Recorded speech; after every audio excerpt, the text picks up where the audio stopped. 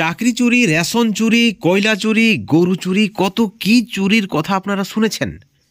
টাকা চুরি, কিন্তু জল চুরি আপনারা কি শুনেছেন কোনোদিন বন্ধুগণ? আর কত কি দেখতে হবে বাংলায়। আপনারা দেখেছেন নিয়োগে দুর্নীতি, খাদ্যে দুর্নীতি, রেশনে দুর্নীতি, শিক্ষায় দুর্নীতি, স্বাস্থ্যে দুর্নীতি, চারিদিকে শুধু দুর্নীতি আর দুর্নীতি, কাটমানি আর কাটমানি। ঠিক এবার আরও একটি বড় খবর সামনে এসেছে। এবার কলকাতায় জল চুরি, এবং জল চুরির অভিযোগ কার বিরুদ্ধে? এক তৃণমূল কর্মীর বিরুদ্ধে। অভিযোগ করছেন কে? তৃণমূলের কাউন্সিলর। কাকে অভিযোগ করছেন? তৃণমূলের মেয়র ফিরহাদ হাকিমকে। এই মুহূর্তের আরও একটি ব্রেকিং নিউজ, আপনাদেরকে অনুরোধ আপনারা পুরো ভিডিওটি সম্পূর্ণ দেখবেন।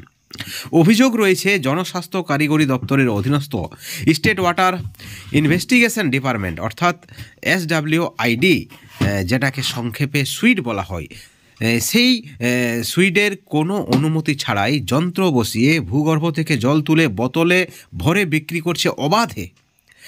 তৃণমূলের এক কর্মী, নাম হচ্ছে লতিফ খান ওরফে পাপ্পু, অভিযোগ করছেন তৃণমূলের কাউন্সিলর সচিন সিং। এবং এই ঘটনাটা ঘটেছে কলকাতা পৌরসভার 36 নম্বর ওয়ার্ডের অন্তর্গত শিয়ালদহ নর্থ রোডের হাজিপাড়ায়। এবং বছরের পর বছর নাকি চলছে এই কারবার, তবুও নিশ্চুপ কলকাতার মেয়র, পৌরসভা। কি হবে যদি জলে কোনো বিষক্রিয়া হয়, যদি কেউ মারা যায়, তাহলে তো সবাই কাউন্সিলরকে দোষ দেবে। এমনটাই কিন্তু যুক্তি দেখিয়েছেন তৃণমূলের কাউন্সিলর। এবং ঠিক অপর দিকে পাল্টা অভিযোগ যে তিনি কাটমানি পায়নি, এবং তাই তিনি ক্ষুব্ধ রয়েছেন।